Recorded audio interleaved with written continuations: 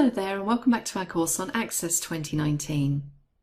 In this module we're going to take a look at the use of keyboard shortcuts.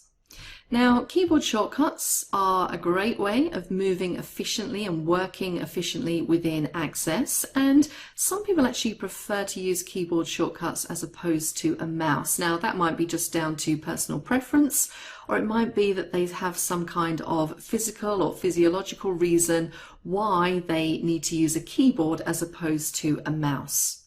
Now, I would say that if you don't use the keyboard much and you're perfectly happy with working with the mouse, then you can skip this section. But I would say that I use keyboard shortcuts a lot, but I don't tend to use them when I'm recording a video such as this one for demonstration. Mainly for the reason that if I'm using keyboard shortcuts when I'm working in Access, you can't actually see when I'm using them. So I prefer to use the mouse because it's easier for you to see what I'm doing that way. However, in my daily working life, I do use quite a number of shortcuts, not only in Access, but across all of the Microsoft applications.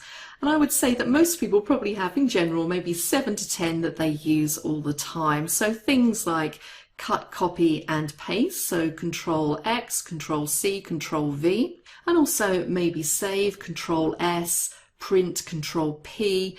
People generally have their favorite shortcuts that they utilize all the time. And I will say there are so many shortcuts in Access that you're never going to remember all of them off the top of your head. However, there is a way to find out the keyboard shortcut for your commands.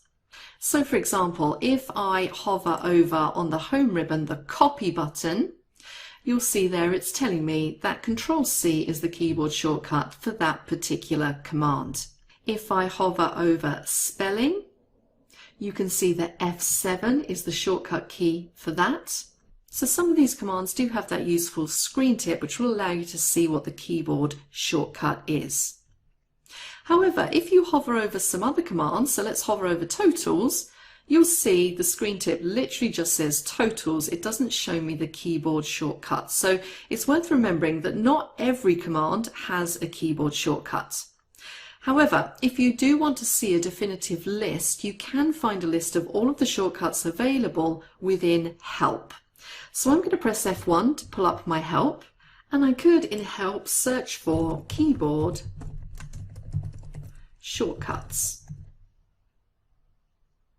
And you can see here the first link there is keyboard shortcuts for Access, and I can then pull it up and it goes through the whole list in a table. So that might be something which you want to print out, have near you so that you have access to all of those as and when you need them.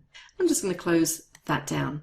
And also remember, as we discussed before, if you press the Alt key, that's going to pull up the shortcuts that you can use to jump between your ribbons.